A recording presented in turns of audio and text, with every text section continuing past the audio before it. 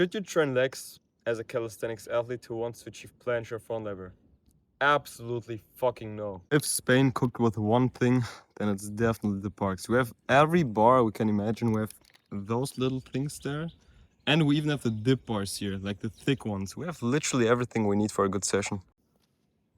Let me give you an advice for the warm-up. Everyone has its own warm-up. Everyone warms up differently. And there's nothing like this one perfect warm-up for planche or front lever. In the end of the day, a good warm-up is just a warm-up where you do exercises where you feel like they're good for you. You know what I mean? It's like you do exercises where you really feel good stretches. I think this brother wants to go on the dip burst, but I'm filming here and he feels uncomfortable. Doesn't matter. Message is, do exercises where you feel good stretches, where you feel warm with, like it's called warm up. But do also specific ones. For example, when you feel good with this exercise here, me for example, I feel really good when I do this stretch here. It's good for me, others don't. But a more specific one would be, for example, when I do a lean. This is very specific for planche. Or when I do these retraction pulls with the band, where I put it in front of my hips and go back, because this imitates the actual front lever really, really well. Same with the planche. Put it behind your back, behind your hips, and you just go forward. This is for the actual planche hold. You can also do this for planche push-ups. When you go like this, then you really activate your serratus anterior, so the muscle that is working for your protraction, and you have a great warm-up. I always go for dips. Okay, this is not a must. You don't have to go for dips for planche in the warm-up, but I do it because it feels good for me. Or for normal pull-ups for the front lever, for muscle-ups I go sometimes, not because it's the best warm-up exercise, but simply because it feels good for me. And this should be always your focus. Take exercises where you feel comfortable with, not exercises that your coach told you to do, or your friends told you to do, or the elite athletes told you to do. Do exercises that imitate the actual movement kinda, and do exercises that just make you feel comfortable with the movement then. Guys, I almost forgot. I'm a fucking ginger. That means I have very, very bright skin. And if I don't put on this sunscreen in this fucking sun, then I'm in big pain for the next few weeks. Okay, we're going for the first set now. Nothing too crazy, a very simple one just to see how I feel today. Okay, we hold front, touch. Let's go for another touch. And now we do a little simple planche. Okay, planche feels super shit. Front lever feels okay. You saw my planche. I stopped the hold of like a second. Front lever was okay. Most people now would say, why don't you just train planche? Why don't you just push through your limits? And this is exactly where most people either get stuck or get injured. When you try to push things where you shouldn't push. I felt a little pressure on my shoulder, and I'm smart enough to know that I shouldn't push anything now where it doesn't feel comfortable and not risk any injuries. So I will just go for the front lever and have a great front lever session, focus on the front lever. Always see things optimistic. I can train planche, I can even train front lever, go for handstand, go for one-arm handstand, go for some balance, I don't know what, go for basics, go for conditioning. You can always find something good in a bad session. Like most people would complain the whole time now, oh shit, planche doesn't work, but that's the main focus for the session. I don't care, I would just go for a nice front lever one. Alright, let's go for I don't even think about what combination I will do now. I will just see what my body tells me. That's better also very good advice. Don't overthink your combinations. Sometimes you just go into the combination and just feel it in the moment. This way you don't have to worry about, oh shit, I'm not going for the second pull-up because I don't have the strength. I don't have to worry about that because I will just do whatever I want within the set. Because within the set, I will understand my strength level way better than I do before the set. So let's jump into it.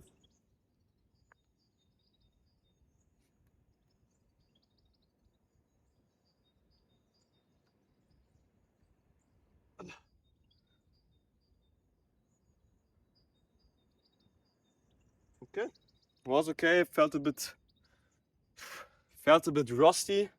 I think because I didn't train front for a long time, I didn't have any dip bars, any way I could train front lever. This is now my first session in like 1 or 2 weeks, so it's okay. By the way, super important note, I told you shouldn't now make a combo and then overthink, but you could definitely go for like a direction in the combo, what you want to do. For example, you can think of like 1 or 2 elements, pull-ups or pull to touches, and then just freestyle from there on. I have an element in my mind now. I will do archer and then slide away, like this touch slide, and then I will just freestyle. But I have the direction now, so I roughly know what I will do. But the little details I will add with my intuition within the combination.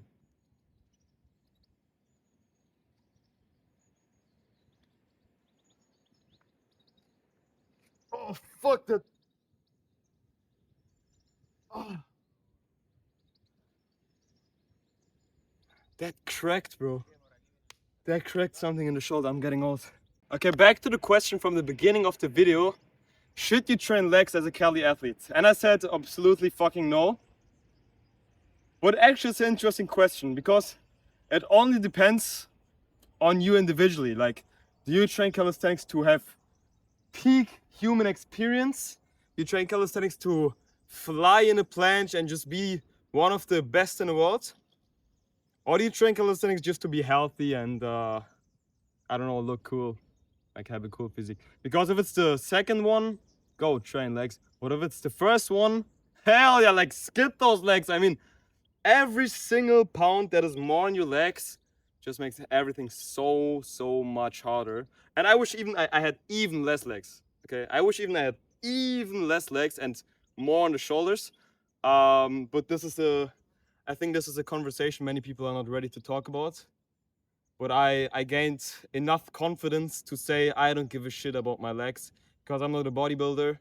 I'm a dude that just wants to perform at the highest level possible with my skills.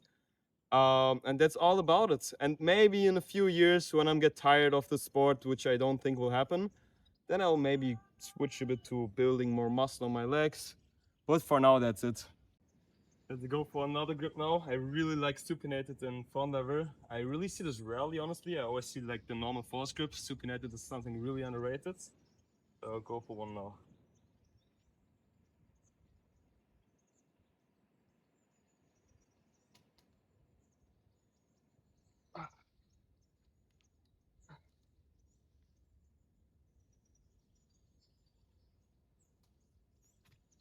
Was okay.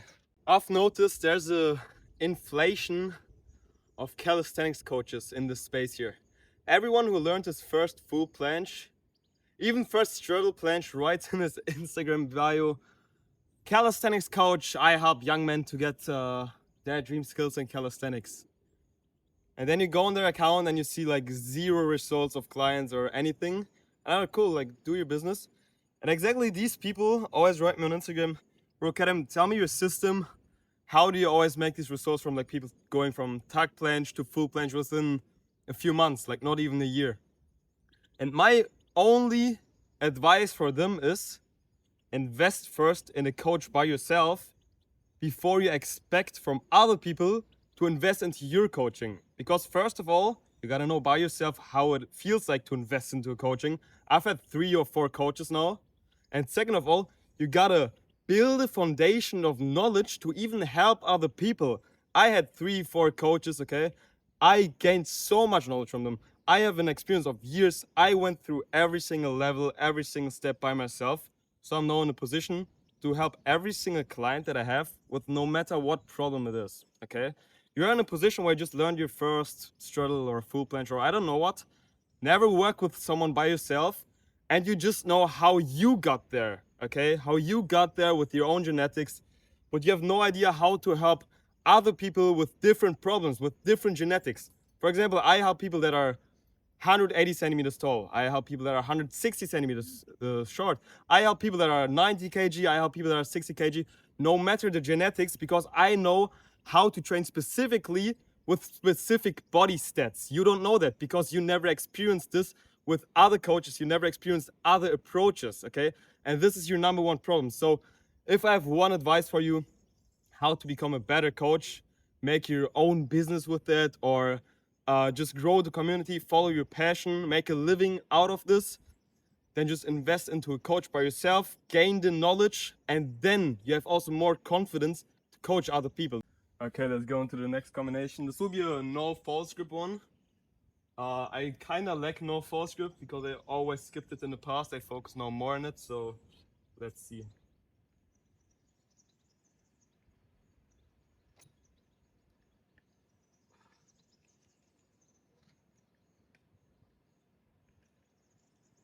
Okay.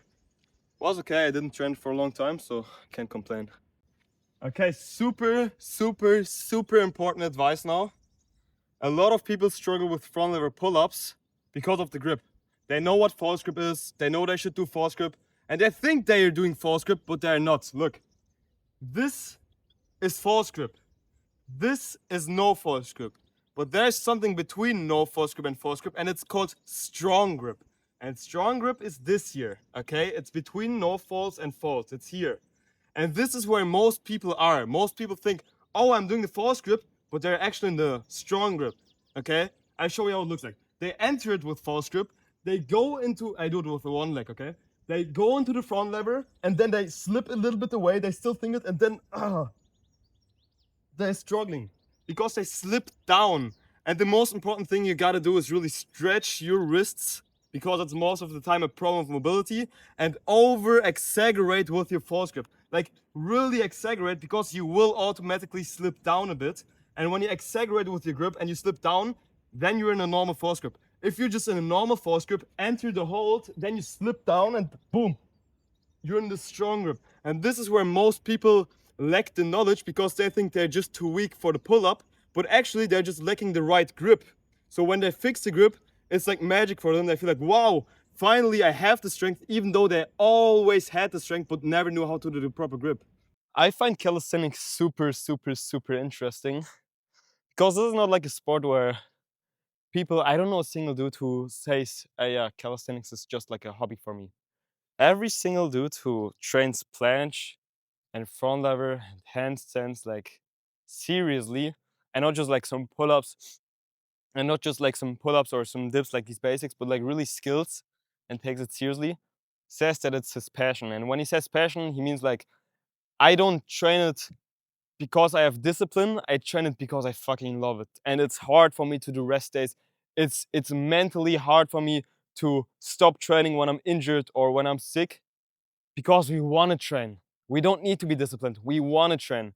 And so is the pain even bigger when you don't make the progress, when you don't go into the direction of your goals. So a lot of athletes work with a lot of coaches. There's this one client that I have, Adrian. Adrian, if you see this, greetings to you, man.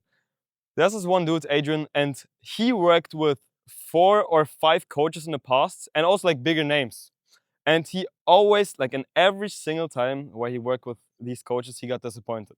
Either he only got like a training plan and that's it, or he asked like a question and like 1 or 2 weeks later, he got like a response. Like this guy got traumatized and he was so close to giving up on his dreams, on his goals. He was so close to just say like, fuck it, like coaching makes no sense. I don't have any knowledge. Maybe I'm just not made for this.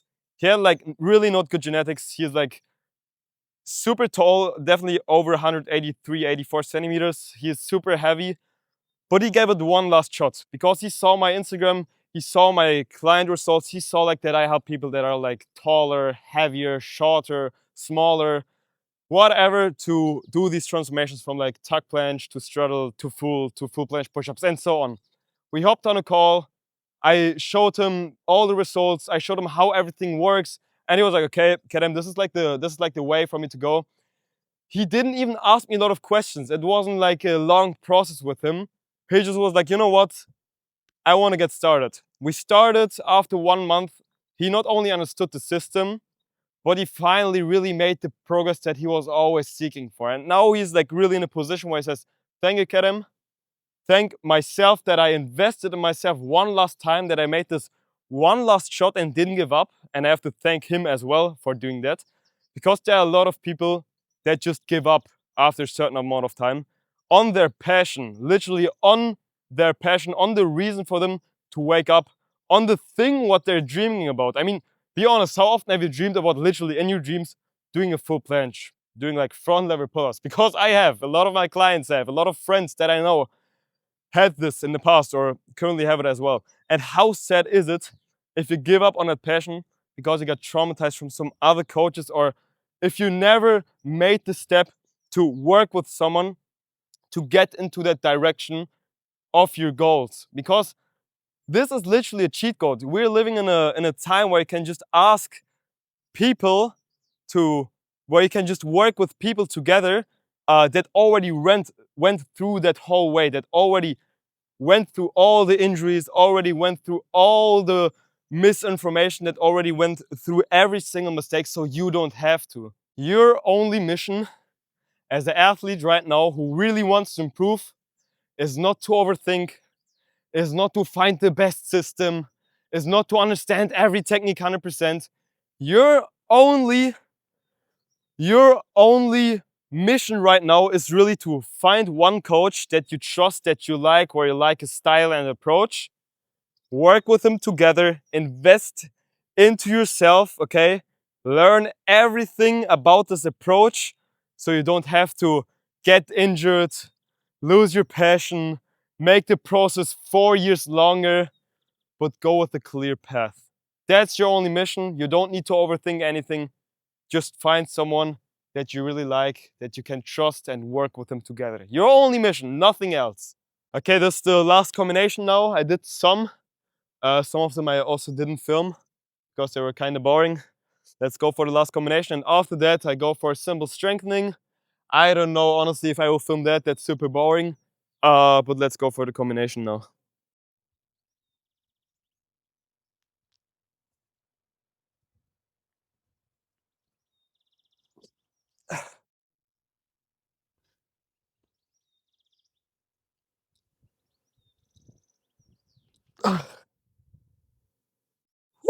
Felt nice.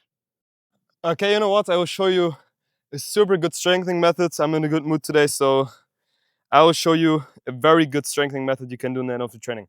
It's called EMOM. Maybe you know it from sets and reps. EMOM is actually a training method you use for sets and reps and pull-ups, dips, push-ups to just increase in volume. But you can do the exact same for skills. So simply, EMOM means every minute on the minute, okay? You'll understand why it's called like this. You take an element, for example, let's say front lever pull-ups in our case now, that you can perform for 8 to 10 reps. If you can't perform 8 to 10 reps in full front lever pull-ups, but in advanced tuck front lever pull-ups, then you go for advanced tuck front lever pull-ups. So you take that element and then you go for a rep range. You decide what rep range you want to use, where you can easily perform it with only 1 minute of rest for 10 sets or 10 minutes. So in my case, this would be, let's say 3 pull-ups, 3 to 4 pull-ups. So I go now for, let's say 3 pull-ups. 1, 2, 3. Then I set the timer to 1 minute rest. When this timer hits 1 minute, I go again for 3 repetitions. After 10 minutes, so 10 sets, because I always do 1 minute of rest, I have, let's say I do 3 reps now, I have 30 repetitions with only 10 minutes of effort, so 30 pull-ups. Let's say you do this now every single day for 4 weeks, so for 1 month. Then you have 30 times 30, 900. Then you have 900 reps after 1 month with only 10 minutes of effort. This is such a big increase in volume just for 10 minutes of effort. That is just one of the best strengthening methods that you can use to gain more volume. So my 1 minute is over now, so another 3 pull-ups. You can go for a little bad form here. I wouldn't go for too much bad form, so not too much swing, for example. But in the end of the day, this strengthening method is about more volume, so you can sacrifice a little bit of your form and then you're good to go.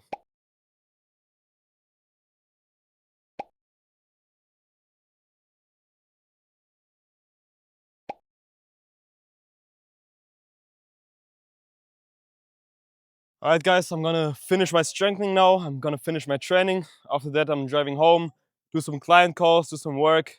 Maybe I will post a reel today, I don't know. And that's basically all about the vlog. Make sure to comment any video ideas, any video wishes that you have for the future. If you're searching for a good coach, I have still a few spots left for my coaching. You can go on my Instagram, just write me a message, coaching, I'll get back to you. Important, you gotta be at least 18 years old. These are the only requirements. And you gotta make sure that you're a person who is ready to really follow one system and doesn't switch always from one to the next to the next. And this is basically all you gotta have in order to work with me. And yeah, see you in the next video. Was a great talk. Bye bye.